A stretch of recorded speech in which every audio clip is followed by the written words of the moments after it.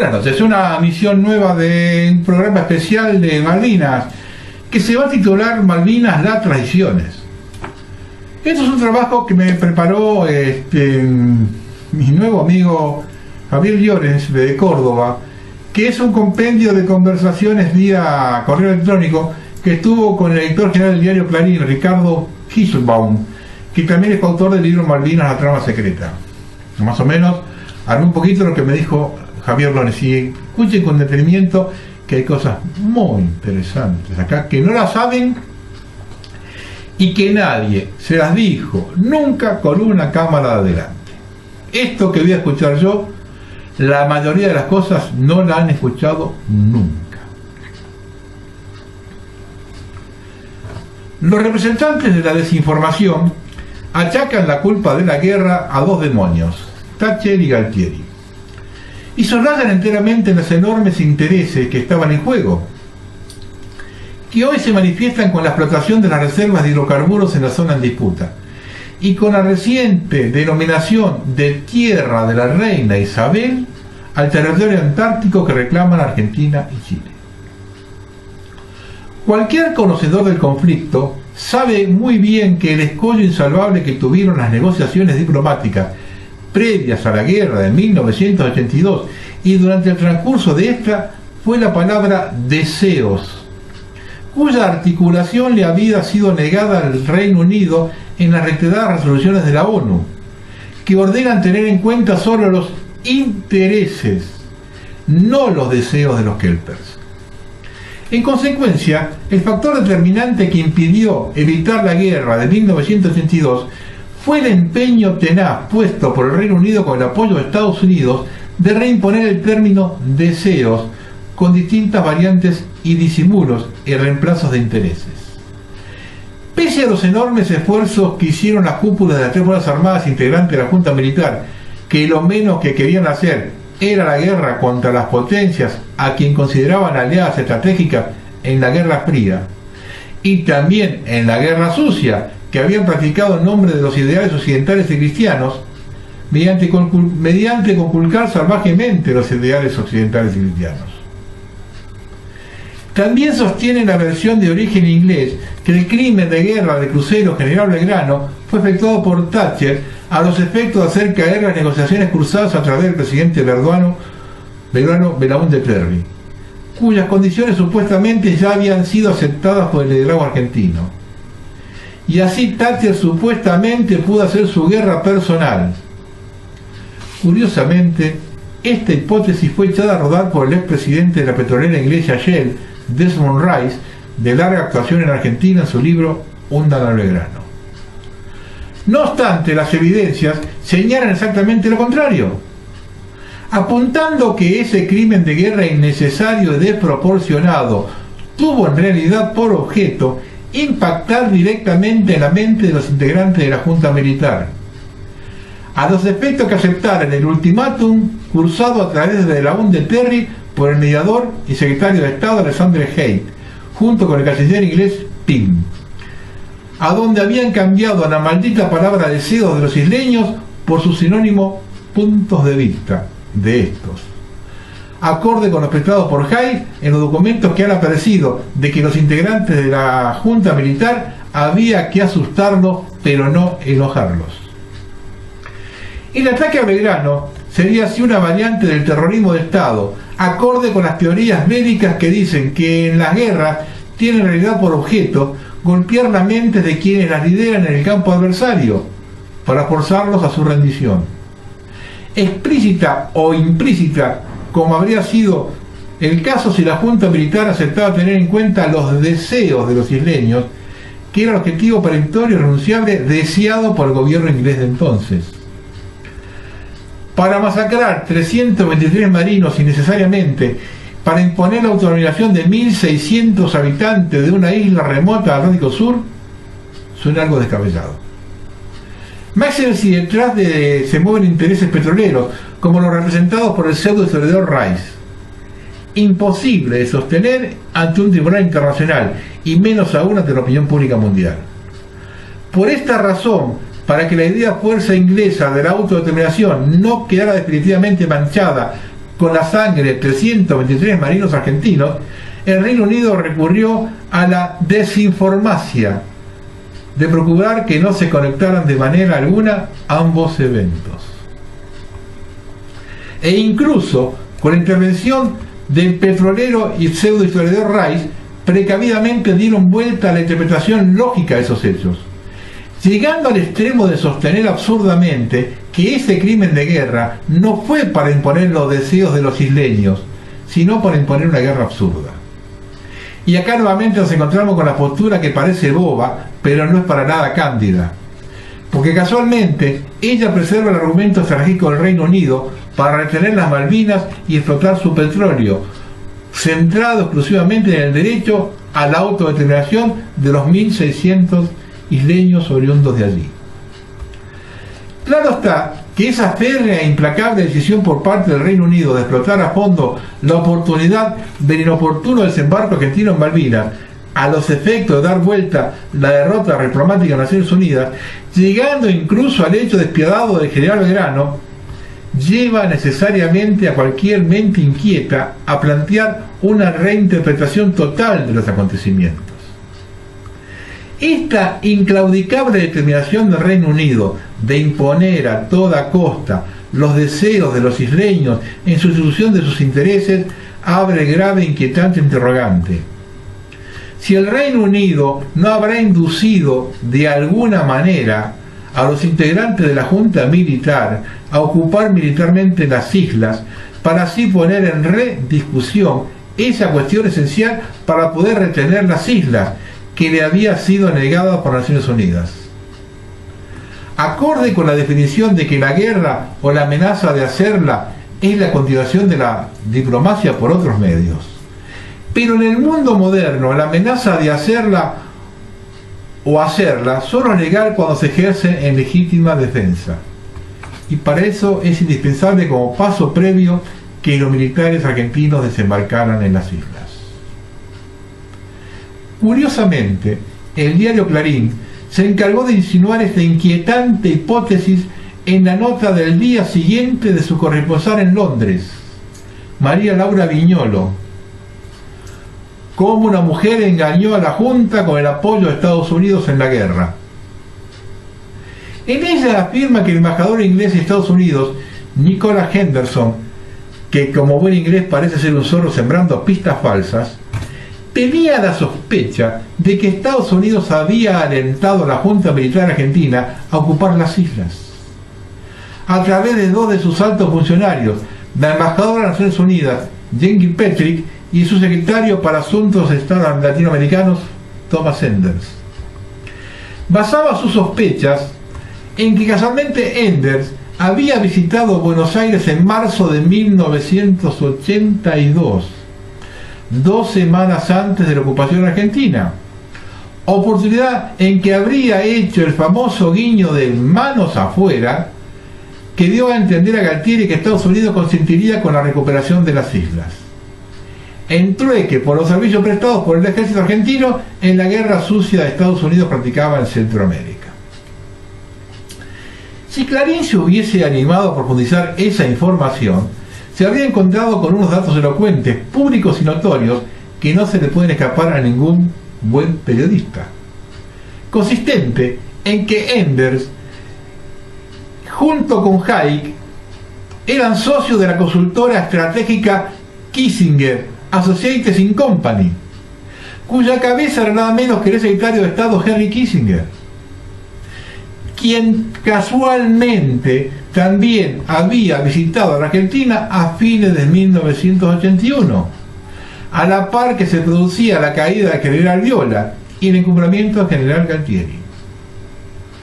durante la cual mantuvo sugestivas y discretas entrevistas con quienes iban a ser designados ministros poco después, Roberto Alemán y Nicanor Costa Méndez, como si Kissinger contara con información clarividente al respecto. En especial, respecto a Costa Méndez, que fue señalado en el informe Rattenbach como el principal responsable de las erróneas decisiones bélico-diplomáticas que tomó poco después de la Junta Militar.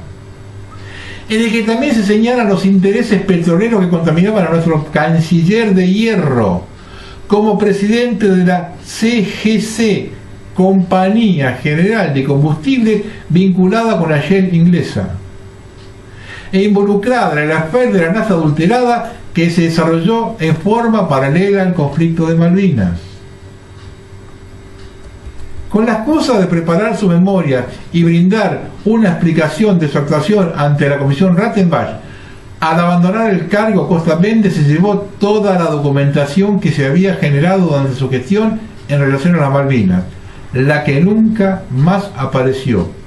borrando así prolijamente todos los pormenores de su gestión, igual que el criminal que borra sus rastros de la escena del crimen. La elocuencia de esos datos están lejos de acabar aquí, ya que el tercer socio conspicuo de esa consultora estratégica era nada menos que el canciller Lord Carrington, ex secretario de Energía del Reino Unido y ex ejecutivo de la Shell, Royal Dutch, quien renunció inmediatamente después de la ocupación argentina de las islas, por supuestamente no haberla previsto. Pero no obstante, poco después fue distinguido con las máximas de condecoración del Reino Unido por los altos servicios prestados al reino. Por esa razón no es gratuito el calificativo de tercer hombre. Entre esos servicios de hacer o no hacer, parece destacarse esa faltar imprevisión de Carrington, que no obstante le permitió al Reino Unido cambiar el status quo de la cuestión, al instalar en ella la fortaleza Malvinas, y pasar a esgrimir decididamente el supuesto derecho a la autodeterminación de los isleños que había comenzado a insinuar tímidamente a mediados de la década del 70, pese a las resoluciones adversas de la ONU. A la par que ponía en explotación los yacimientos petrolíferos del Mar del Norte, mediante efectuar la inversión industrial más grande de su historia, lo que posibilitó al Reino Unido detener su debacle como nación. Y simultáneamente que en círculos especializados se comentaba que en Malvinas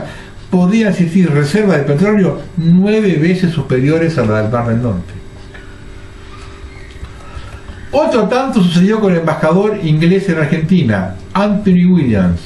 que tampoco se percató de la inminencia de una ocupación militar de las islas por parte de Argentina. Y no obstante, poco después fue honrado con el título de Sir, por los altos servicios prestados, o no prestados, a su país. Pese a que desde meses atrás el diario La Prensa de Buenos Aires venía instando públicamente a dicha recuperación, a través de las columnas del periodista español Elisa Rouco, y a la par que el diario La Nación nos desayunaba, escuchen este detalle, y a la par que el diario La Nación nos desayunaba el 2 de abril, que a fines de febrero ya habían desembarcado en Argentina periodistas ingleses para cubrir esa histórica recuperación. También fueron distinguidos posteriormente con títulos nobiliarios y o condecoraciones por los altos servicios prestados al Reino Unido Richard Luce, el secretario del Foreign Office responsable del área de Malvinas, que renunció junto con Carrington por no haber previsto la ocupación argentina. Francis Pym, que sucedió a Carrington en la Cancillería, y el socio de este, Henry Kissinger, que fue nombrado caballero del Reino Unido, pese a su origen alemán y su nacionalidad estadounidense. Y por su parte el matrimonio de modestos orígenes de los Thatcher pasaron a ser el barón y la baronesa Thatcher, por notables servicios que ambos prestaron al imperio. Como si esta trama conspirativa no fuera suficiente, a ella se suman las falsas creencias que trajeron desde Londres el entonces comandante en jefe de la Armada e integrante de la Junta Militar, Jorge Anaya, y su segundo jefe de inteligencia armada y comandante de la flota de mar, Walter Aliara. Ambos se habían desempeñado como delegados navales en Londres y habían admirado el desarrollo de la explotación hidrocarburífica en el Mar del Norte, y vuelto con el convencimiento de que el Reino Unido no reaccionaría militarmente si Argentina recuperaba por ese medio las islas, ya que solo le interesaba el petróleo, no la soberanía sobre ellas. y en consecuencia todo se podía arreglar con un módico canje de entrega de la explotación de petróleo a cabo del reconocimiento de la soberanía a favor de Argentina. Por eso, junto con los preparativos militares para ocupar las islas, comenzó a circular públicamente una nueva ley de hidrocarburos que implícitamente posibilitaba ese canje, de la que dio cuenta Clarín por aquellos días. La creencia en ese posible canje de petróleo por soberanía se vio oportunamente reforzada por el salvaje desguace de la flota de Su Majestad, que anunció el ministro de Defensa inglés John Nott en 1981 y que preveía incluso el retiro del rompehielos Endurance de las Islas Malvinas, lo cual fue discutido y confirmado públicamente en el Parlamento inglés a principios de 1982. Al mismo tiempo que, como en una deliberada comedia de enredos en Argentina, se comenzaba a desarrollar la planificación militar para recuperar las islas, alentadas por esa señal proveniente de Londres. Ese plan de desguace nunca se llevó a cabo, y además, seguidamente, su autor, Nott, pasó a ser Sir John Nott. Y acá de nuevo aparece la explicación boba pero no cándida de que dicho plan se dejó de lado con motivo de la agresión argentina, deslizando incluso algunos analistas la hipótesis de que marinos británicos habían inducido a los marinos argentinos encabezados por Anaya a invadir las islas, a los efectos de tener un argumento para impedir ese desguace.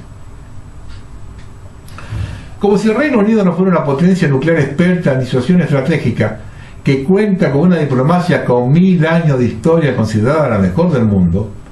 y se tratara de una república bananera parecida a la Argentina, donde cada fuerza armada o corporación explota su quintita, sin consideración argentina, o sea, alguna por los otros. Al plan militar argentino de recuperación hubo que anticiparlo y ejecutarlo en forma absolutamente precipitada, con motivo del incidente de los chatarreros en las Islas Georgias, generado por el intransigente rechazo por parte del Reino Unido a aceptar las tarjetas blancas que les había entregado a la Cancillería, válidas para viajar a las Malvinas, que les fueron entregadas por orden del canciller Costamende en reemplazo de los pasaportes. Por eso el informe Rattenbach denominó a dicho incidente el Sarajevo del Atlántico Sur, frente al cual, profundizando la comedia de enredos, el Reino Unido se hizo correr el trascendido del envío de submarinos nucleares y otras fuerzas a Malvinas, lo cual puso a la Junta Militar ante el dilema de abandonar definitivamente sus planes de recuperación o adelantarlos apresuradamente. Se generó así una sofisticada situación propia de la inteligencia moderna, en que primero se predispone al adversario con miras a que tome una decisión, y luego se crea una situación para que esa decisión se acometa y se haga irreversible,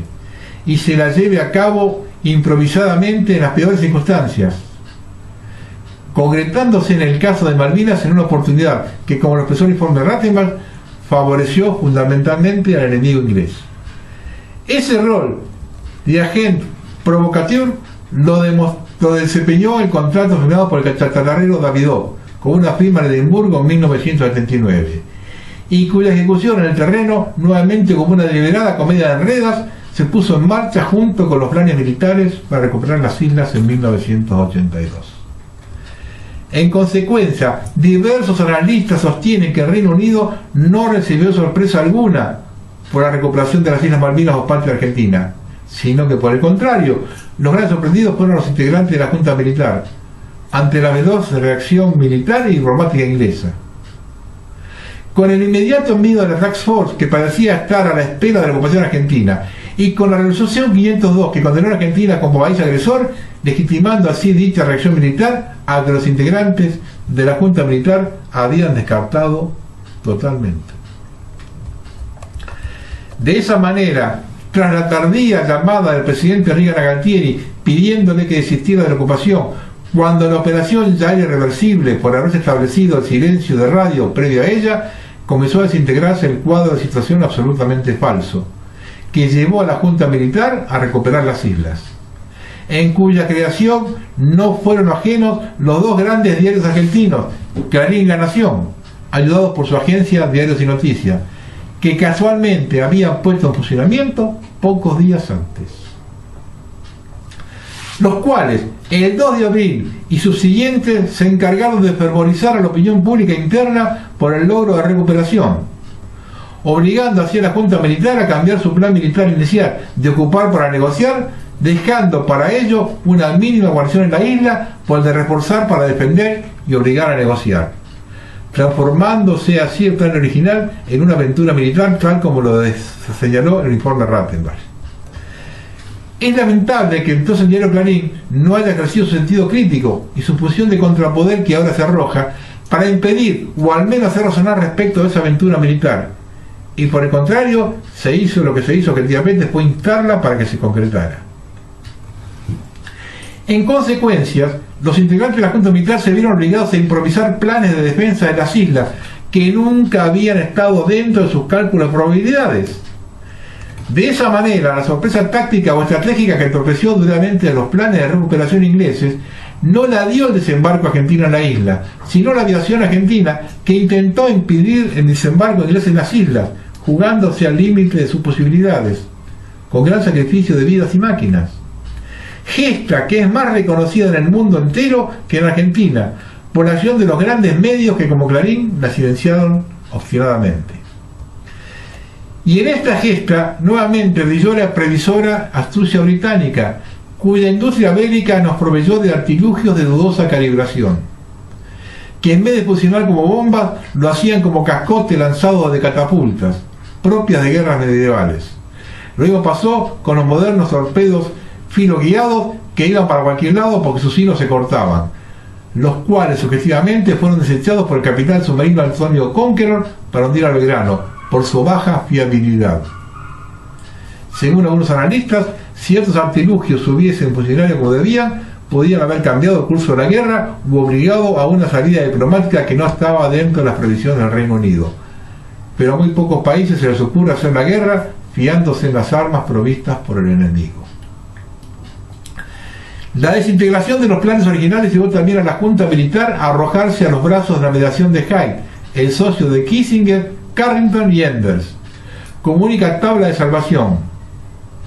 quien a ultranza de una u otra manera exigió reconocimiento de los deseos de los isleños para poner un final definitivo al conflicto a favor del Reino Unido.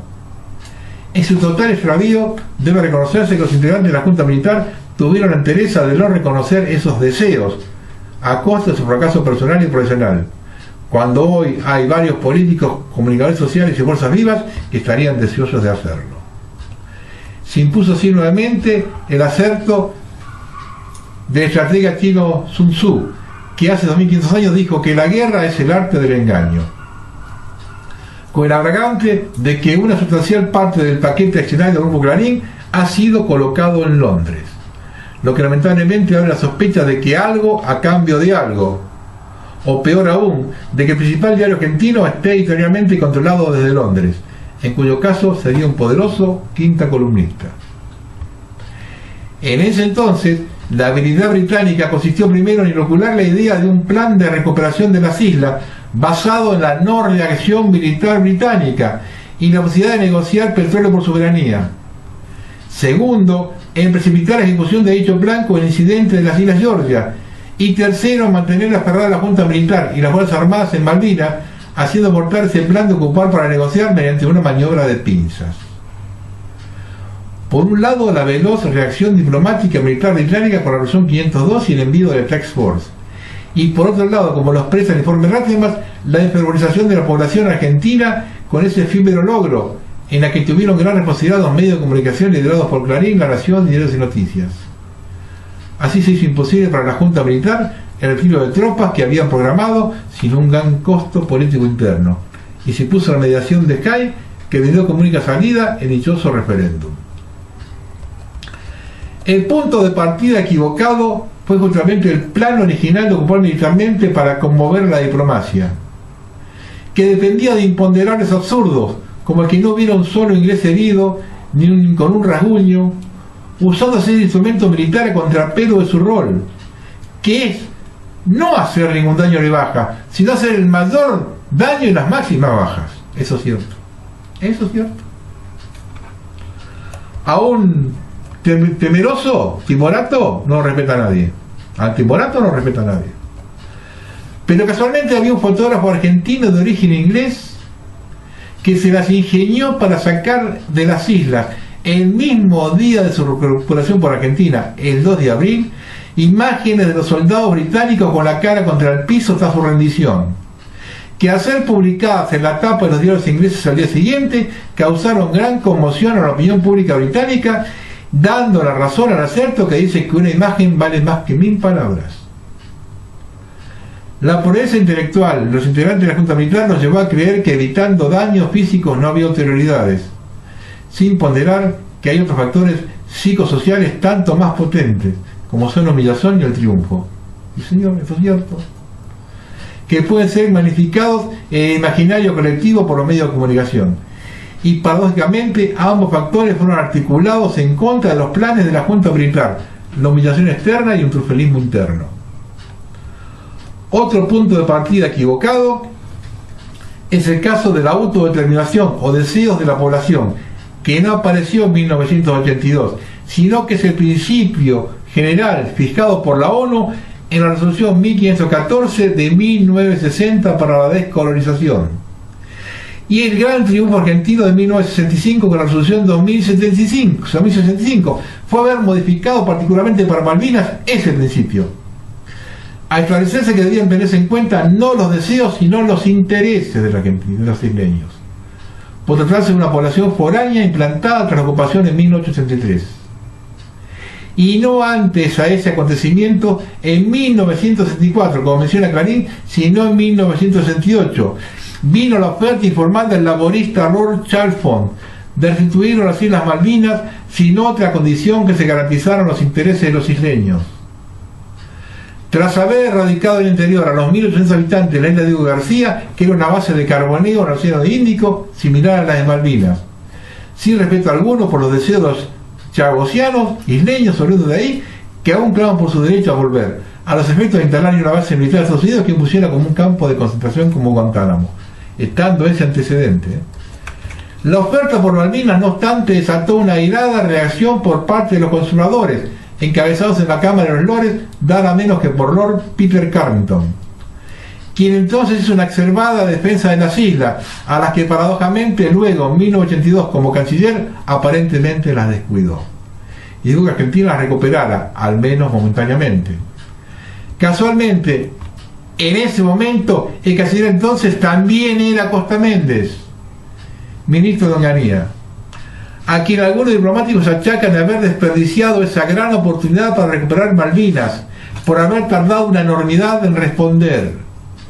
aunque en realidad con su morosidad solo facilitó que se organizara la oposición de los Tories encabezada por Carrington, alto representante de intereses financieros, mineros y petroleros, que en alguna manera alguna habrían consentido con esa sesión. La oportunidad que se perdió ahí con Costa Méndez. ¿Por qué?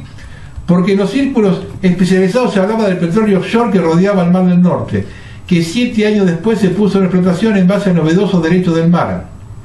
que otorga la explotación de ese petróleo a quien detente un mínimo punto firme de tierra en un radio de 200 millas alrededor,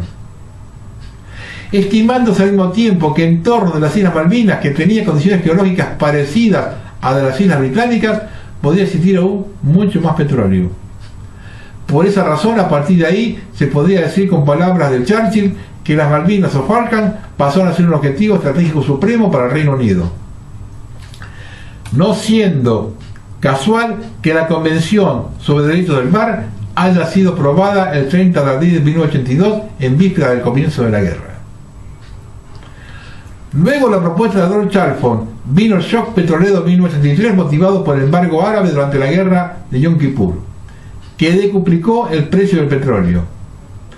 y permitió la puesta en explotación comercial de petróleo offshore en el Mar del Norte y en Alaska a partir de 1975, existiendo autorizados analistas que dicen que ese fue el motivo realmente buscado en Estados Unidos y el Reino Unido mediante administrar el conflicto árabe-israelí. En ese novedoso marco petrolero, no en 1973, como menciona Clarín, sino en junio de 1974, vino la oferta informal de condominio mediante un non-paper del primer ministro laborista Harold Wilson, que lógicamente abarcaba el condominio del petróleo.